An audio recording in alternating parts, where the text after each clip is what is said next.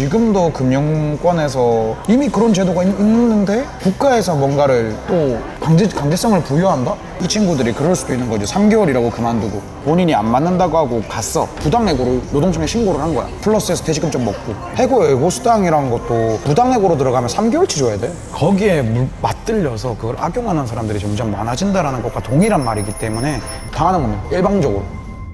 오늘은 왜 왔어? 대표님, 카톡방에서 다른 분들 말씀하시는 거 듣다가 2028년부터 퇴직금 법령이 뭐가 개정된다고 하더라고요. 이번에 뭐 입법 발의한다고 하던데. 네, 그래서 그게 어떻게 되는 건지 좀 궁금해가지고.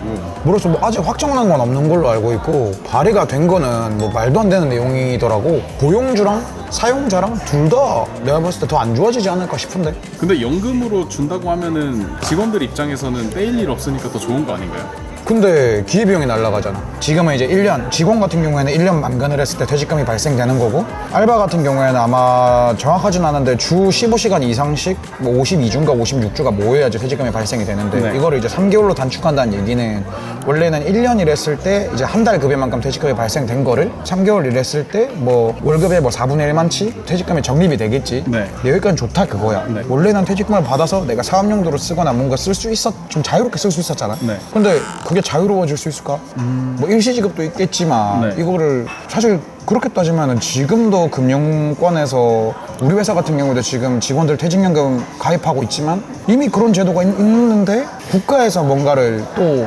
강제성을 부여한다? 그러면은 자율성이 많이 무너질 것 같은데? 그럼 사장님들 입장에서는 이게 바뀌게 되면은 어떤 게 좀 타격이 있을까요? 타격보다는 예를 들어 이런 거지. 1년이라는 기간이 이제 퇴직금이 발생되는 기준이었잖아. 네. 여기 시급을 운영하는 사장님들 같은 경우에는 뭐 다 그렇지는 않겠지만 높은 확률로 퇴직금이 발생하는 케이스가 그렇게 많진 않아. 왜냐면 외식업이라는 업종 자체가 일이 좀 힘들고 그러다 보니까 아무래도 장기 근속하는 친구들이 그렇게 많지는 않아. 3개월로 되면은 예를 들어서 이 친구들이 그럴 수도 있는 거지. 3개월이라고 그만두고 플러스해서 퇴직금 좀 먹고. 그 다음에 최근에 이런 일도 있었어. 우리 회사에 신입 직원이 들어왔는데 본인이 안 맞는다고 하고 갔어.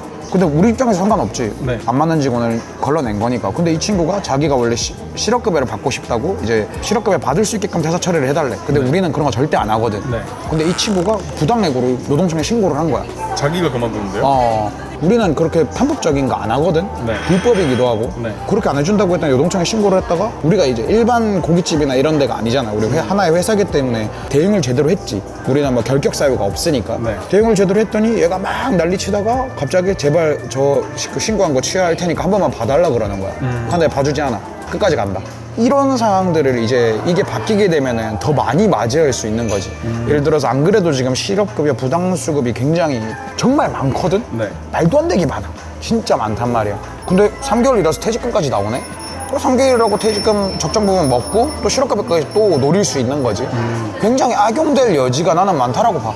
그러면은 애초에 직원으로 안 뽑지 않을까요? 어차피 알바로서도 주 15시간에서 3개월만 근무해도 이제 나올 텐데. 파트타임 채용이 더 많아지겠지.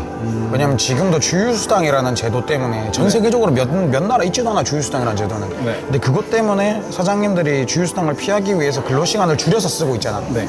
근데 이렇게 되면 더욱더 주휴수당 발생 안 되는 그 시간대로 사람을 뽑으려는 사용자들만 많아지겠지? 그럼 실제로 외식업 파트에서 일을 하려는 알바나 직원을 하려는 친구들 입장에서는 일할 때가 더 줄겠지, 사실.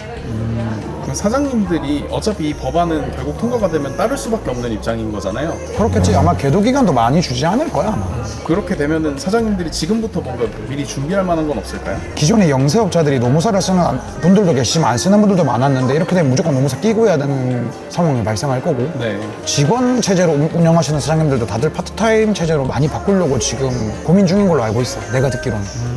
근데 이렇게 되면은 아마 외식업 판도가 많이 바뀔 거야. 왜냐면 프랜차이즈 같은 경우에도 이제 앞으로 나오는 것들이 아마 사장님과 사모님 요 두 분이 중심이 돼서 매장을 운영하는, 결국에는 일본화 된다고 봐야겠지. 그 인건비를 줄일 수 있는 방법은 어떤 게 있을까요? 뭐 퇴직금을 줄인다거나 이런 방법들. 인건비를 줄일 수 있는 방법은 없어. 왜 없냐면 장사가 안 되는 혹은 사장님이 목표한 대로 적정하게만 되는 곳은 사장님이 직접 뛰는 거, 그 방법, 혹은 뭐 요즘에 기계가 잘 나왔다고 하지만 아직까지는 매출이 적정 규모 이상 나오지 않았을 때 실효성이 그렇게 많지는 않거든. 그리고 그 기계값도 상당히 많은 부분을 차지하고. 네. 그래서 결국에는 인건비를 아끼는 방법은 동선 최적화랑 조리 시스템의 최적화, 사장님이 얼마나 직접 뛰시느냐, 그건 거지. 그 동선 최적화한다는 말은 되게 많이 들었는데 제가 한 번도 안 해봤었으니까 이거 어떻게 해야 되는 건지가 좀 궁금해요. 예를 들면 정말 간단하게 얘기하면 그런 거야. A 지점과 B 지점이 있어. 여기에서 특정한 친구가 한 번 움직여야 돼. 근데 그 한 번 움직일 때 많은 것들을 끼워 넣어야지. 이 한 번 움직일 때 여러 가지 행위를 한 번에 끝낼 수 있도록. 그러면은 이미 운영 중인 업장에서는 인테리어나 뭐 이런 걸 다시 공사해야 되는 건가요? 인테리어 공사가 필요하다기보다는 테이블 배치, 그 다음에 집기 배치, 이런 것들이 중점이 되겠지. 결국에는 손님이 더 많은 걸 하게 만들어야 돼. 알바 쓰는 거를 한 명이라도 줄이고 이런 식으로 간다. 이런 것도 있잖아요. 지금도 나쁜 사장님들이 가끔 하시는 건데 1년 채우기 전에 딱 계약 종료하고 다시 또 재계약하고. 아니야. 그런 거는 사실 요즘 시대에 요즘 같은 경우는 거의 불가능하다고 봐야 돼. 내가 얘 퇴직금 주기 싫어서 뭐 10개월 차, 11개월 차에 해고를 한다? 박살 나는 거야. 해고, 예고 수당이라는 것도 부당해고로 들어가면 3개월치 줘야 돼. 아 그래요? 한 달치가 아니야. 그러면은 그런 것들 안 당하게 해고하는 방법은 어떤 게 있어요? 해고라는 거를 결국에는 하려면은 그 친구에게 문제가 있어야 되기 때문에 예를 들어서 이런 거지 뭐 그 친구가 잘못을 했어. 근데 그게 영업에 피해를 끼칠 정도야. 그럼 당연히 심할서를 받아야 되고 심할서가 모였어. 뭐 2장, 3장 모였으면 징계위원회를 열어야 되고 징계위원회에서 징계를 내리는 거지. 근데 내 입장에서는 해고까지 갈 일이 많지 않지. 거의 없다고 봐야지. 왜냐면 근데 웃긴 거는 한두 번 징계위원회 열려서 징계를 받으면 그 친구는 어차피 자발적으로 그만두던데. 작은 회사 같은 경우에 매장 하나 하시는 분들은 징계위원회를 어떻게 열어야 돼요? 사장님, 네. 관리자, 네. 그다음 해당 직원. 그러면 지금은 그 대표님도 저번에 말씀하셨듯이 인건비 계산하실 때 10%대 거기 맞추려면 퇴직금은 생각 안 한다라고 하셨잖아요. 근데 이제는 무조건 생각을 할 수밖에 해야지. 없는 해야지. 됐는데 그러면 퍼센테이지를 몇 %로 잡아야 될까요? 그래도 20% 극초반으로 맞춰야 돼. 인력을 무조건 줄일 수밖에 없겠네요. 그렇지. 이게 발휘가 된다고 해도 1, 2% 오르고 말아야 돼. 그러면은 그 아까 전에 말씀하셨던 건데 자발적으로 퇴사했는데 권고사직 처리해달라 이 내용이 있었잖아요. 근데 실제로 해주시는 사장님분들도 많지. 이게 문제가 되는 거예요? 문제가 되지. 왜냐면은 이 실업급여라는 것 자체는 국가에서 내주는 거니까. 그거 우리가 낸 세금이잖아. 우리 사장님들 한 분 한 분이 정해진 대로 그러니까 법에 근거해서 제대로 하셔야 이용해 먹는 사람들이 적어요. 결국에는 이게 내 돈 나가는 게 아니라 그냥 타먹게 해줘야겠다라는 말은 거기에 맞들려서 그걸 악용하는 사람들이 점점 많아진다라는 것과 동일한 말이기 때문에 사장님들이 그런 것들을 막 해주시면 안 돼요. 실제로 도움이 필요한 분들이 못 받는 경우가 생길 겁니다.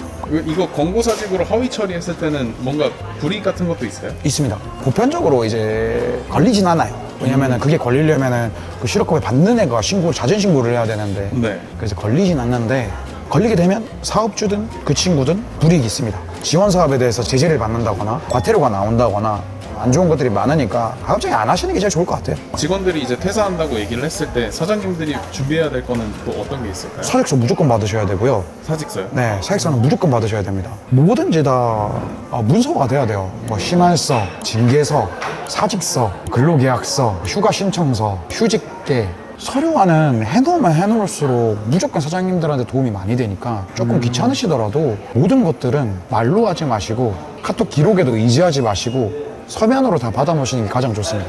내가 퇴직하겠다고 얘기를 했는데 갑자기 그만두고 나서 며칠 뒤에 부당해고다 이렇게 신고하는 경우도 있다고 하셨잖아요. 요거는 어떻게 대처해야 돼요? 사직서를 받아놨으면 대처가 필요가 없지. 그럼 만약에 사직서를 못 받았을 때는요? 통화, 카톡 이런 것들은 통화도 무조건 녹음되게 해놓으시고 카톡도 절대로 지우지 마세요. 아니면 다 캡처해놓고 지우시던지. 완전 극단적으로 카톡도 없고 뭐 녹음본도 없어요. 글을 없습니다. 당하는 겁니다.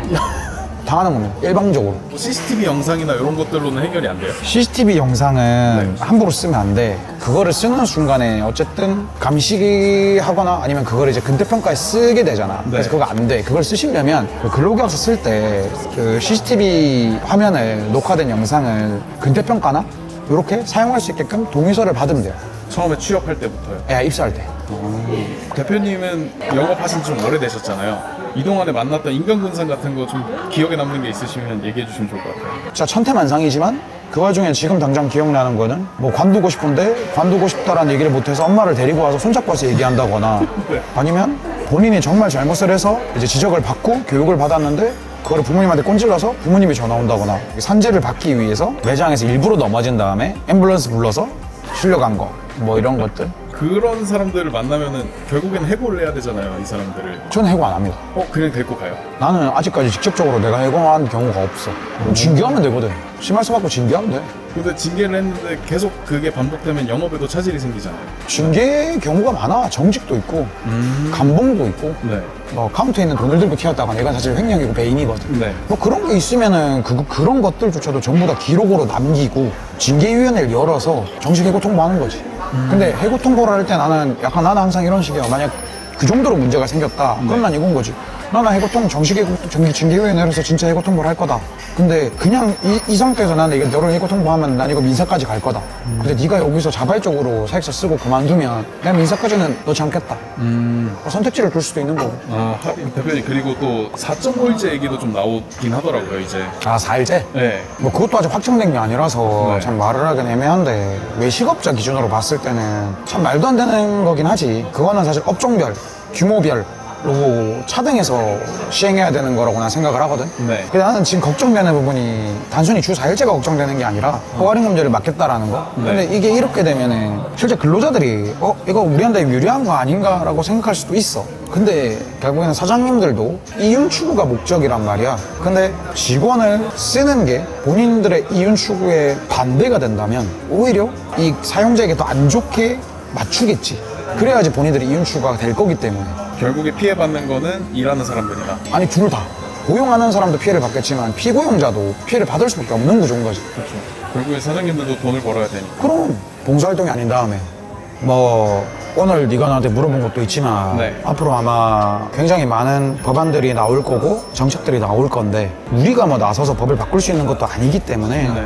걱정만 하기보다는 발의되는 법에 맞춰서 사전에 미리 준비를 해서 유연하게 대처할 수 있는 능력을 서로 간에 좀 많이 키웠으면 좋겠습니다. 장사는 김영철의 김영철이었고요. 좋아요랑 댓글이 너무 없습니다. 좋아요랑 댓글 좀 부탁드리겠습니다. 김영철이었습니다.